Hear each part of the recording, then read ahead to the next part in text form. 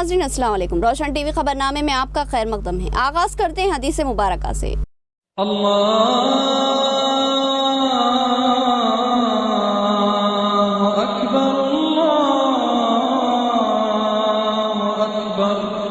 बिस्मिल्लाहिर्रहमानिर्रहीम।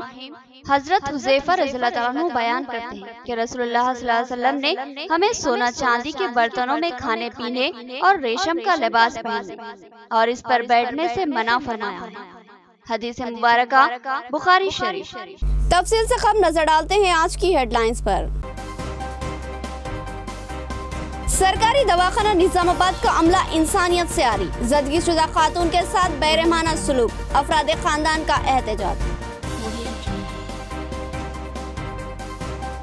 शहर में तरक्याती कामों में ताखिर, अवाम को बेपनाह मुश्किलात, मजलिसी कॉर्पोरेटर्स की बरहमी, कमिश्नर बल्दिया से नुमाइंदगी के कामों को तेज रफ्तार बनाया जाए।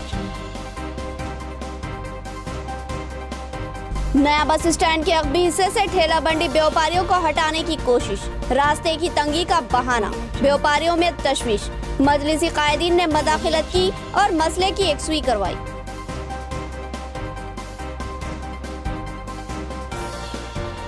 नाबिना शख्स मोहम्मद हाजी, माजूर मगर मजबूर नहीं, गरीब मगर भिखारी नहीं, वो कुछ करने का जज्बा रखते हैं मगर वसाइल मौजूद नहीं। अहल खैर हजरात तवज्जो दें।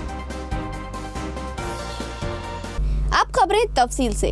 बार बार क्यों ला रहे हो? ये सरकारी दवाखाना है या सिनेमा घर? एक खातून के अफराद खानदान से सरकारी दवाखाने के अमले का सवाल। एक दिन कबल इसी दवाखाने में ज्योति की जचगी हुई थी। कल्ब पर हमले का बहाना करके उसको डिस्चार्ज किया गया। तबीयत की खराबी पर दोबारा शरीक करने के बजाय ये डायलॉग अदा किए गए। बिशकुंदा मंडल के मौजा लिंगमपल्ली की रहने वाली जी ज्योति नामी खातून को 4 दिन कबल जिला सरकारी दवाखाना निजामाबाद में जचगी की गर्ज से शरीक करवाया गया था, जहां पर उसको एक लड़का तवल्लुद हुआ।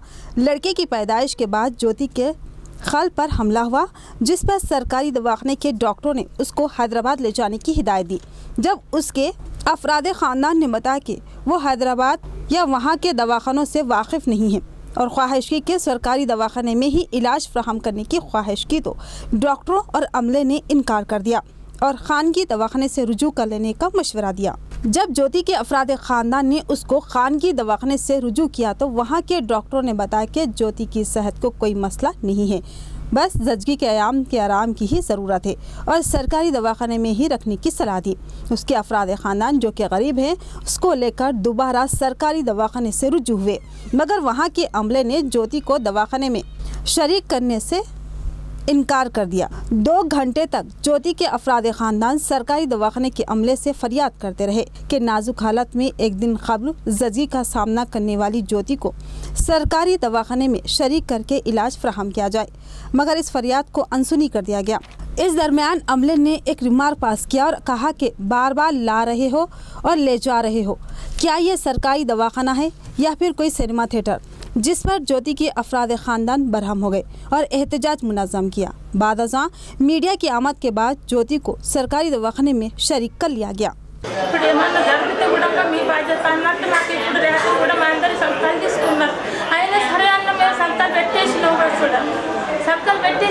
ఆపరేషన్ చేసినాక 2 రోజుల తర్వాత కొద్దిగా ఇది గుండె పాప వచ్చిందని కొద్దిగా బయట పంపించారు.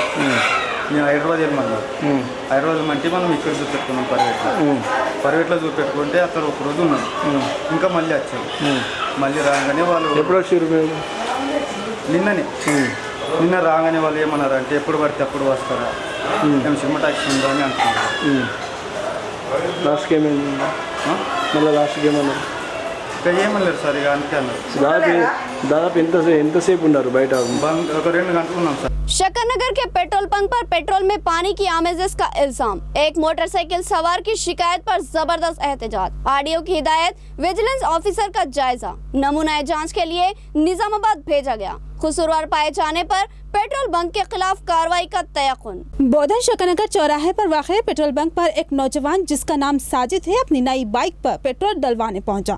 पेट्रोल डलवाने के बाद वापसी में उसकी बाइक चलते हुए रुक गई। फिर दोबारा स्टार्ट नहीं हुई। उसने जांच की तो पता चला कि उसने जो पेट्रोल डलवाया था उसमें पानी मिला हुआ है, जिससे बाइक ने चलने से इनकार कर दिया। साजिद अपनी बाइक को ढकेल कर फिर से पेट्रोल पंप पहुंचा और उसने एक बोतल में पेट्रोल हासिल किया और उसकी भी जांच की तो उस पेट्रोल में भी पानी मिला हुआ था, जिस पर साजिद ने पेट्रोल इंतजामिया से सवाल किया और उनके दरमियान बहस व तकरार हुई। उसी असना में करीबी मोहल्ला जात के कई नौजवान जमा हो गए और उन्होंने बताया कि ऐसे मामलात साबिक में भी पेश आए थे, जिसके बाद एहतजाज ने शिद्दत पकड़ ली। इत्तला मिलते ही सर्कल इंस्पेक्टर नागार्जुन गौड़ की क़यादत में पुलिस वहां पहुंची और एहतजाजियों से गुफ्तगू के बाद आडियो बोधन को उसकी इत्तला दी, जिसके बाद विजिलेंस ऑफिसर शशि वहां पहुंचे और इब्तदाई मुआयने के बाद उन्होंने पेट्रोल बंक से पेट्रोल का नमूना हासिल किया और जाँच के लिए निजामाबाद को रवाना किया। उन्होंने एहतजाजी नौजवान को तयक़ुन दिया कि रिपोर्ट में खाती पाए जाने पर पेट्रोल पंप को सील कर दिया जाएगा और कानूनी कार्रवाई की जाएगी। इत्तला मिलने पर Majlis city general secretary Mohammed Ejaz और मजलिस सिटी यूथ सदर अतहर भी वहां पहुंचे और एहतजाजी नौजवानों को बेकाबू होने से रोका। सर गाड़ी लेके सर 4 o'clock को सर शोरूम में से गाड़ी लेके निकला। फिर मैं सर यहाँ पेट्रोल पंप पे सर पेट्रोल डालने आया। पेट्रोल डाला तो सर 100 रुपीज़ का पेट्रोल डाला सर। सर इसमें यहाँ पर आने के बाद सर गाड़ी चालू नहीं हो रही थी। तो फिर मैं वापस सर घर को गया, घर से भी गाड़ी चालू नहीं हो रही। तो फिर मैं डब्बे में चौक पे डालने के साथ में यहाँ पर होंडा शोरूम के पास आया। होंडा शोरूम के पास आने के बाद उन्होंने पूरा डब्बे में सर पेट्रोल निकाल के दिए और वहाँ से सर मैं एक्शन लेके अगर हम ये सर मेरे खत में से लेके आया वहीं से।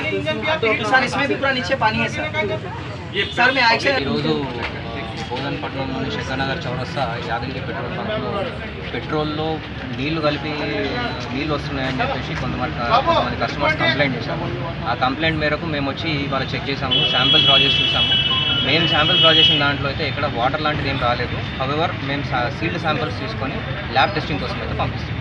टीआरएस हुकूमत में तेलंगाना रियासत की तरक्की ठप हो चुकी है। केसीआर के तमाम वादे झूठे साबित हुए हैं। किसी भी स्कीम पर मौसर अमलावरी नहीं की गई। सहाफती इजलास में एंडला लक्ष्मी नारायण की टीआरएस और उसके कायदीन पर तनकीद। बीजेपी पार्टी ऑफिस में साबिक रुकन असम्बली एंडोला लक्ष्मी नारायण ने सहाफती इजलास से खिताब करते हुए साबिक टीआरएस हुकूमत को अपनी शदीद तनकीद का निशाना बनाया। उन्होंने टीआरएस सरबराह केसीआर की तरक्की के बुलंद बांग दावों को गलत बताते हुए कहा कि रियासत की तरक्की टीआरएस हुकूमत के दौर में ठप होकर रह गई और कारगुजार वज़ीर आला बीजेपी के कौमी सदर अमित शाह के सवालों के जवाब देने में अब तक कासिर है।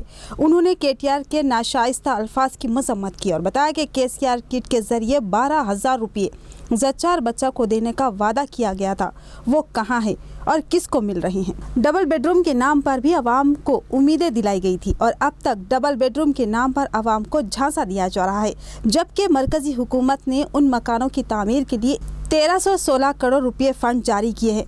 एंडोला लक्ष्मी नारायण ने कहा कि असम्बली इंतखाबात में आवाम खुद ही टीआरएस को मुनासिब सबक सिखाएगी। ప్రజలను మోసం చేసినటువంటి ప్రభుత్వం,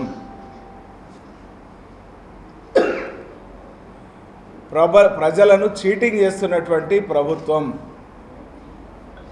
ఆపద్ధర్మ ప్రభుత్వం 4.5 సంవత్సరాలు ప్రజలను నిలువునా మోసం చేసింది। అమిత్ షా గారు చేసినటువంటి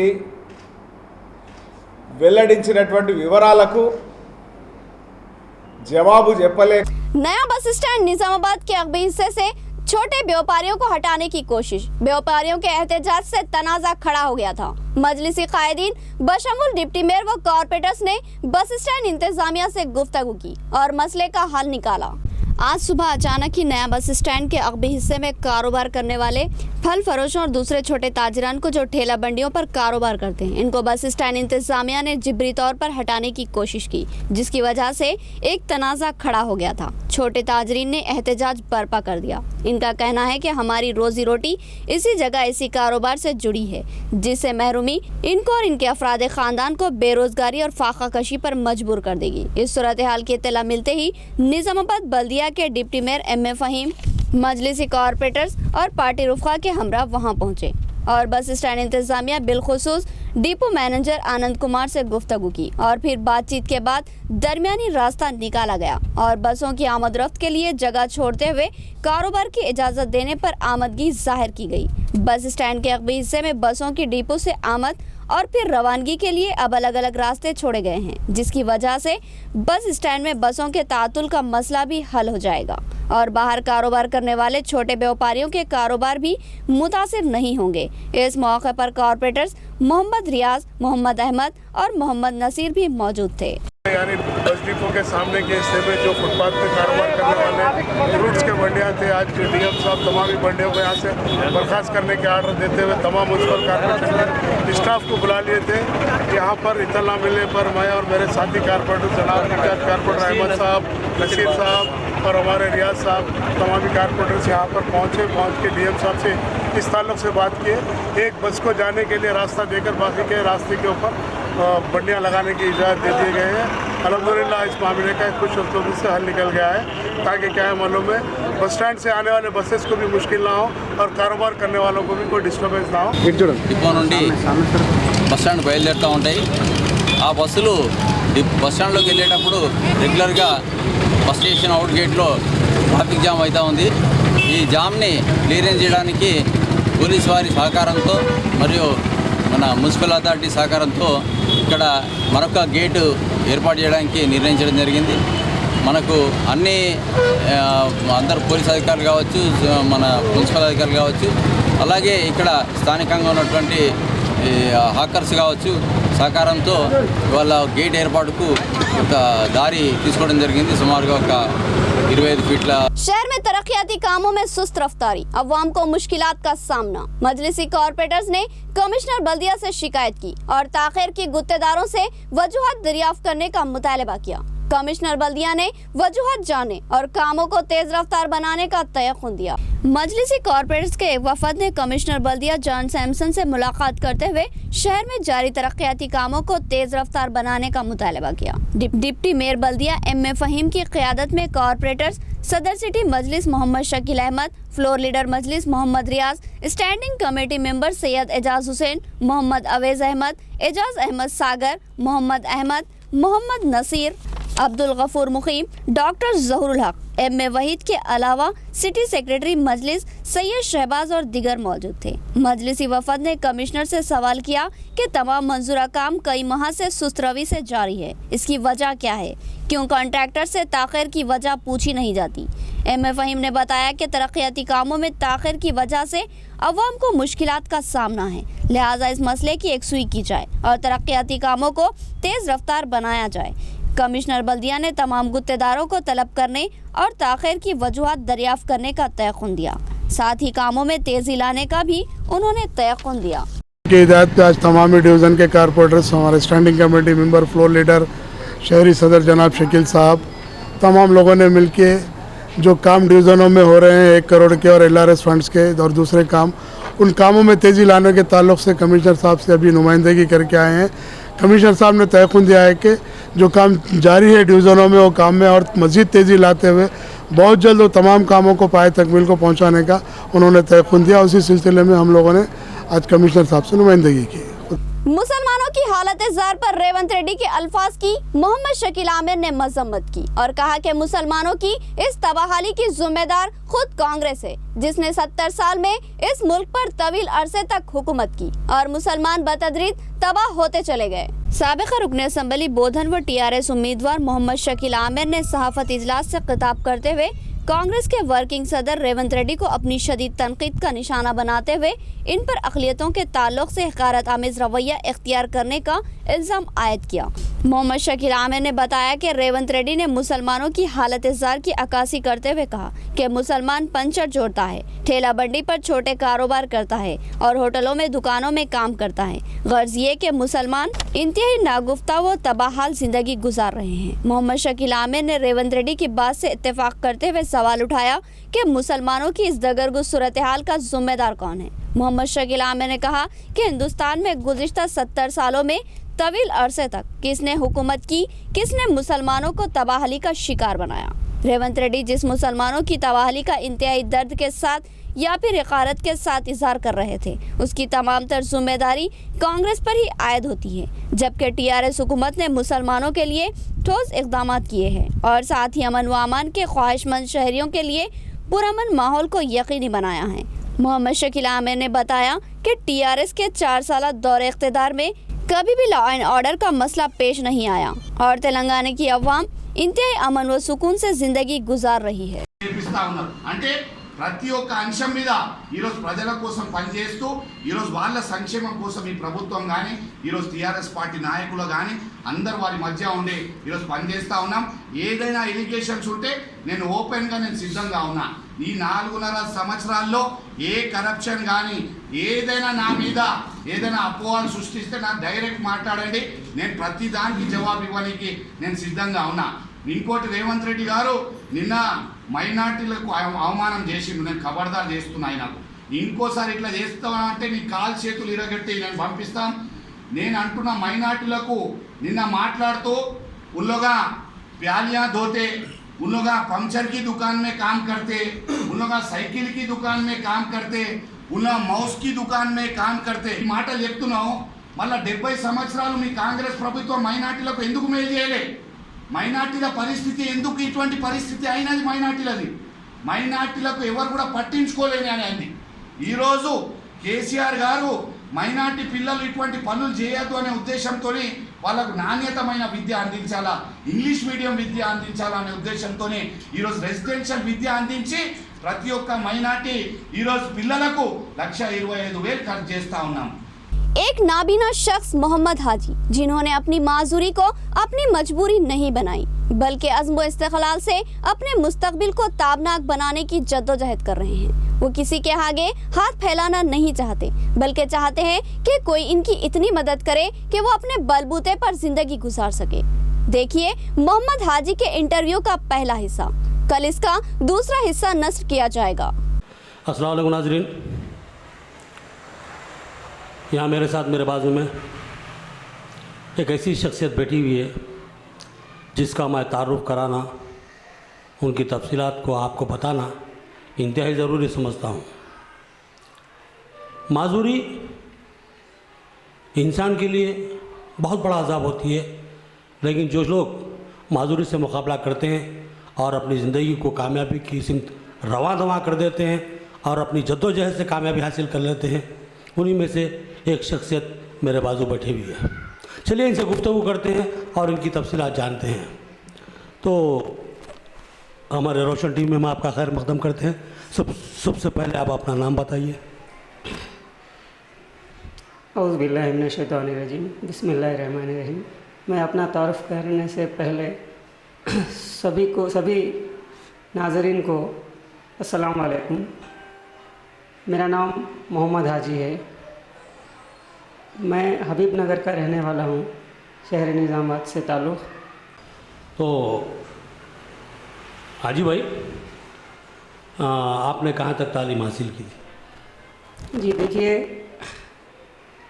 मेरा ग्रेजुएशन अभी तकमील पर है, यानी कि तकरीबन कंप्लीट हो चुका है. आपने ग्रेजुएशन कहाँ से हासिल किया? इब्तदाई तालीम कहाँ हुई आपकी? ब्लाइंड स्कूल से शादी है? बिल्कुल, ब्लाइंड स्कूल से. तालीमी तफसीलात बताइए. देखिए, मैं नांदेड़ डिस्ट्रिक्ट के किनवट तालुक़े में बोधड़ी नाम के एक गवर्नमेंट ब्लाइंड स्कूल में 1 to 7 तक तालीम कंप्लीट किया है मैं. उसके बाद उसी गांव में एक ZPHS यानी कि ज़िला परिषद स्कूल में 8 to 10 तक पास किया है मैं. नहीं, वो एक जनरल महात्मा फुले नाम का जनरल कॉलेज है. अच्छा जी. तो हमारा हिसाब क्या रहता है, तो स्पेशल एजुकेशन 7 तक ही दिया जाता है. अच्छा. उसके बाद हम जनरल 10 से लेके आगे का जो प्रोफेशनल कोर्स है वो आम लोगों के साथ ही हम कर सकते हैं. अच्छा जी. तो ग्रेजुएशन तो आपकी जो तालीम है ग्रेजुएशन तक, ये भी नॉर्मल जो तालीम रहती है वैसी भी? बिल्कुल, सब्जेक्ट सेम रहता है. आप लोग जो है सो नोट करते हैं, हम वही उसी को जो है सो ओरली सुनकर मेमोरी में, यानी कि हमारा जो फिज़िकली मेमोरी होता है, सुनकर उसको हम जहन में बिठा लेते हैं. इसके साथ साथ हमारा रीडिंग राइटिंग स्टाइल रहता है. आप लिखने के लिए जब एग्ज़ाम लिखते हैं तो किसी का सपोर्ट ले सकते हैं? बिल्कुल किसी का सपोर्ट, जैसे कि मैं अभी डिग्री फर्स्ट ईयर में हूँ, तो मुझे कैंडिडेट चाहिए 10th पास या इंटर कंप्लीट का। वो कैंडिडेट ना तो मेरे बराबर का होना चाहिए, ना तो मेरे से आगे वाला चाहिए जी। उसका काम यही होता है, जब क्वेश्चन पेपर आता है तो क्वेश्चन रीड करना, हम उसको जो आंसर एक्सप्लेन करेंगे वो वहीं पर राइट करना। आपके फैमिली मेम्बर्स में कौन कौन है? मेरे फैमिली मेम्बर में मेरे वालिद साहब है, वालदा है और 4 बहनें हैं जिनकी सभी की शादी हो चुकी है। भाई वगैरह नहीं है? भाई नहीं है सब। अच्छा, फिलहाल आप क्या कर रहे हैं इस वक्त? आपकी मसरूफियत क्या है? फिलहाल गुज़िश्ता 12 साल से शहर निज़ामाबाद में गंगा स्थान में मौजूद एक स्नेहा सोसाइटी नाम का NGO है, वहाँ पर उस NGO के तहत एक ब्लाइंड स्कूल चलाया जाता है। जी हाँ। उस स्कूल में गुज़िश्ता 12 साल से मैं एज ए टीचर की खिदमत अंजाम दे रहा हूँ। आप हुकूमत पर सैलरी क्या मिलती है? वहाँ पर मुझे सैलरी दिया जाता था 4000 रुपये, यानी कि जुलाई महीने तक। जी। अभी अल्लाह का फजल है, जो मेरी मेहनत और मेरी खिदमत का नतीजा है, जो हाल में 9000 रुपये हुआ है सैलरी मेरा। जी। तो इसमें आपके वालिद वालदा का गुजारा हो जाता है? हाँ, मैं अभी आपसे मुतालिबा यही तो करने के लिए यहाँ बैठा हूँ कि 9000 सैलरी में आपको जो मुतालबा करना है, आपको कुछ डिमांड करना है, हमारे नाज़रीन आपको बगौर सुन रहे हैं। आप मुतालबा कीजिए कि आप हुकूमत से क्या चाहते हैं, या जो है सो किसी का ताउन आपको होना है तो आप उसके लिए अपील कर सकते हैं। आप हमारे चैनल के जरिए तो 9000 सैलरी देखने के लिए बड़ी लगती है हम जैसों के लिए, लेकिन वो भी 6-6 माह तक नहीं होती है। और उसके साथ साथ मैं आपको बताऊं कि मुझे, यानी कि मैं एक किराए के घर में रहता हूं, और ये जो 9000 रुपये सैलरी होता है वो 6-6 महीने तक पे नहीं होता। उसके साथ साथ मेरे एक वालिद साहब है जो जिनकी उम्र 70 ईयर है, और उनके पैर में फ्रैक्चर होने के बावजूद वो जो है टेलरिंग करते हुए वो मुझे संभालते हैं और हमारा जो घर खर्च चलता है। तो पढ़ाई कहाँ पढ़ना है, कहाँ नहीं पढ़ना है, ये ना तो वालिदैन को मालूम होता है, ना हमको मालूम होता है। हमने पढ़ाई तो पूरी की है। और नाजरीन, आप बात को समझ रहे होंगे ये क्या कहना चाहते हैं हमारे हाजी भाई। मसला यूँ है कि ये पैदाइशी नाबीना है, माजूर है। इनके वालिद मोहतरम हैं जो कमोबेश 70 साल के हैं, और उन्होंने बताया कि अभी उनके भी जो सो पैर में कुछ मार लगा हुआ है, राड़ है, माजूर है वो भी। उसके बावजूद भी उनको मेहनत करना पड़ता है। ये भी हाजी साहब भी हमारे माजूर के बावजूद मेहनत कर रहे हैं, लेकिन उतना उनको हासिल नहीं हो रहा है जितनी की उनको ज़रूरत होती है। और जैसा कि अभी हाल में बताया कि जुलाई के महीने से उनकी तनख्वाह में इजाफा हुआ है, वो अभी तक हासिल नहीं हुई, हो जाएगी लेकिन अभी हुई नहीं है। तो हालात बहुत दगरगो है। उन्होंने बताया कि जैसे बाज़ वक्त तो वालिद साहब को जैसे गुजारे का मामला करना पड़ता है। तो एक अजीब कहानी है, एक अजीब सा मामला है। एक माजूर शख्स का जो सो जदोजहद का मामला है, और हम समझते हैं ये लोग हमदर्दी के मुस्तहिक़ हैं, लेकिन हमदर्दी का ये मतलब नहीं हम उनको मुकम्मल माजूर बना दें, बल्कि इस तरह की हमदर्दी करें, इस तरह का उनका ताउन करें कि ये अपने पैर पर खुद खड़े हो सके और अपने जो सो एतमाद को बहाल करते हुए ज़िंदगी में कुछ कर सके। तो अगर हाजी भाई, अगर कुछ लोग अहले खैर हजरात अगर आगे बढ़ते हैं, आपका ताउन कर सकते हैं, तो आपके जहन में से कुछ प्लान है कि जो सो अपनी ज़िंदगी को जो है सो अपने बल पर जीने के काबिल आप बन सकें? तो मैं अब चाह रहा हूँ कि वालिद साहब दूसरों के पास कारागिरी करते हुए अपनी मेहनत करते हैं, तो मैं चाह रहा हूँ ऐसे कोई खैर यानी कि ताउन करने वाले हजरत अगर आगे आते हैं, तो सबसे पहले मुझे अपने लिए अपने आप को उभारने के लिए एक लैपटॉप की ज़रूरत है। आप क्या करेंगे लैपटॉप का? मैं लैपटॉप में, यानी कि आप जैसे कि आपने सही सवाल किया है, मैं ग्रेजुएशन ही नहीं, साथ साथ मैंने TTC भी किया है बेंगलुरु से, और वो भी अवामी के ताउन से। जी। मैं ये बात भी निज़ामाबाद के अवाम को बताना चाह रहा हूँ आपके चैनल के ज़रिए। मैंने अपने आप को जितना भी निखारा है, उभारा है, उसमें निज़ामाबाद के अवाम का साथ रहा है मेरे साथ। तो अभी भी मैं आवाम से ही गुजारिश कर रहा हूँ, मुतालबा कर रहा हूँ आपके चैनल के ज़रिए। तो मैं 2016 में national institute of visually impaired, ये हैदराबाद बोइंगपल्ली में है, जो सिर्फ माजूरीन को कंप्यूटर ट्रेनिंग देता है। जी जी। उसमें 3 महीने की कंप्यूटर में महारत हासिल किया हूँ मैं।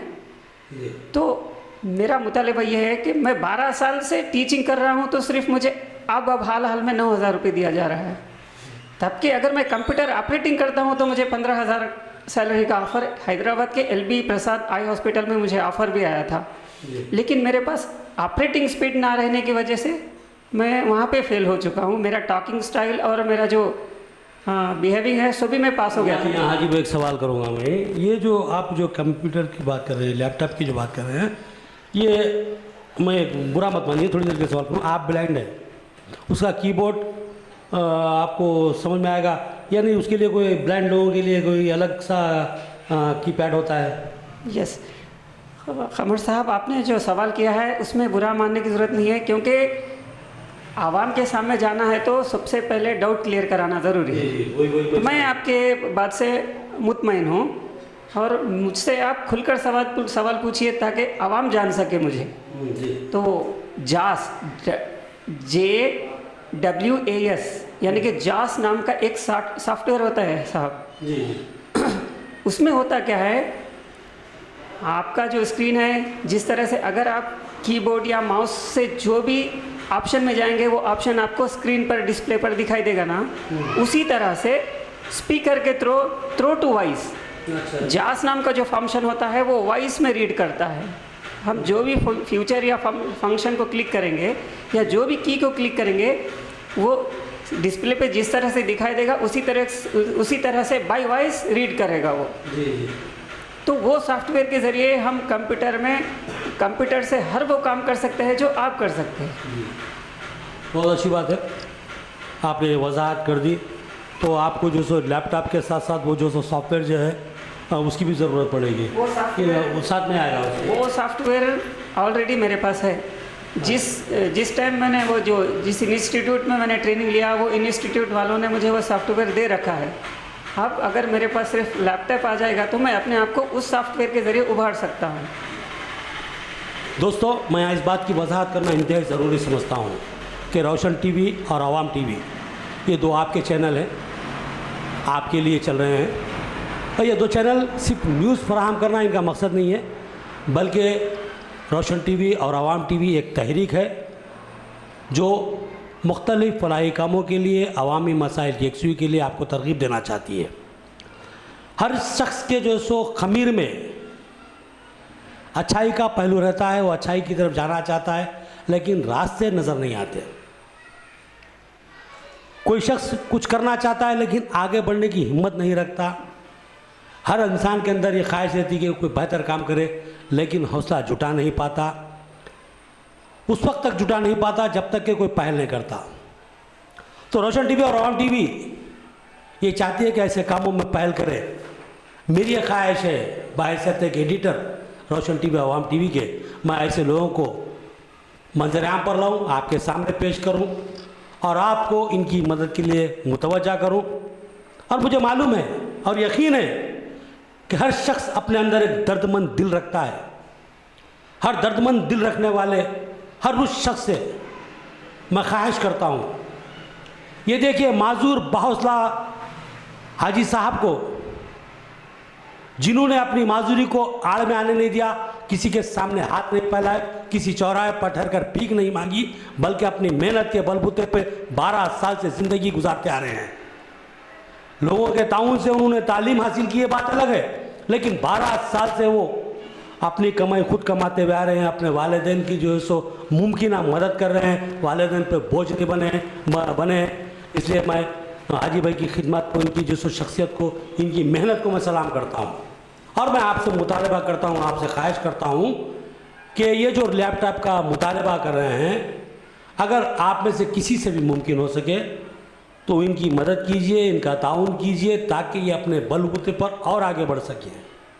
अभी आपने मुझे तफसीलात सुनी कि जवाज़ नाम का एक सॉफ्टवेयर होता है जो हम कीबोर्ड पर जो टेप करते हैं उसको जो सो वॉइस के ज़रिए कानों तक पहुंचाता है। ये सॉफ्टवेयर उनके काम में आता है, ये उन्होंने बताया है। ये बहुत ही खुशाइंद बात है कि जो है सो हाजी भाई ने अपने मुस्तकबिल की भी मनसूबाबंदी करके रखी है, लिहाजा इसमें ताउन करना हमारे लिए ज़रूरी होता है। आज की मुख्तसर खबरें।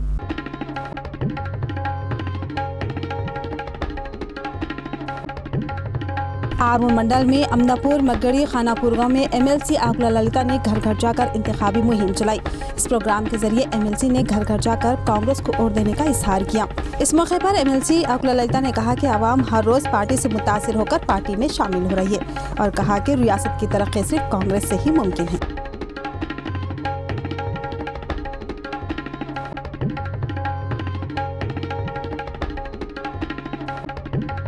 आरमूर मंडल काटपल्ली मुनरकापुर संगम के तहत बदकम्मा त्यौहार जोश व खरोश से मनाया गया। इस प्रोग्राम में मेहमान खुसूसी की हैसियत से साबिक़ MLA जीवन रेड्डी और उनकी अहलिया रजिता रेड्डी ने शिरकत की। इसके बाद रजिता रेड्डी ने खवातीन के साथ बदकम्मा खेला।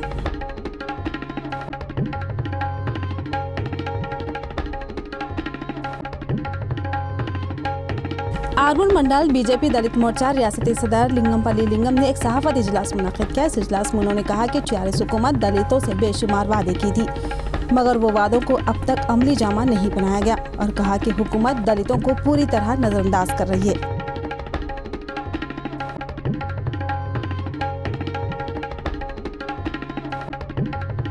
रजल मंडल मौजा साटापुर में 2 हफ्ता पहले ओहदेदारों ने बकरी की मार्केट लगाई। पहले हफ्ते में कारोबार कुछ नजर नहीं आया, दूसरे हफ्ते में कारोबार जोरों पर नजर आया। बकरों को जिले के अलावा महाराष्ट्र, कर्नाटक, नांदेड़ व दीगर इलाकों से लाकर फरोख्त किया जा रहा है। इस मौके पर गांव के अवाम ने कहा कि दशहरा त्यौहार होने पर कारोबार जोरों पर है। 50 से 60 हज़ार का कारोबार होने का इजहार किया। इख्तिताम से कबल हेडलाइन। सरकारी दवाखाना निजामाबाद का अमला इंसानियत से आरी, ज़दगीशुदा खातून के साथ बेरहमाना सुलूक, अफरादे खानदान का एहतजाज। शहर में तरक्याती कामों में ताखिर, अवाम को बेपनाह मुश्किलात, मजलिसी कॉर्पोरेटर्स की बरहमी, कमिश्नर बल्दिया से नुमाइंदगी के कामों को तेज रफ्तार बनाया जाए।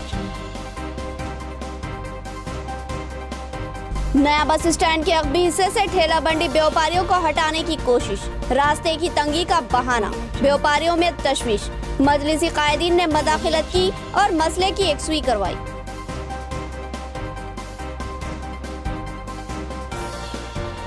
नाबिना शख्स मोहम्मद हाजी, माजूर मगर मजबूर नहीं, गरीब मगर भिखारी नहीं, वो कुछ करने का जज्बा रखते हैं मगर वसाइल मौजूद नहीं। अहल खैर हजरात तवज्जो दें।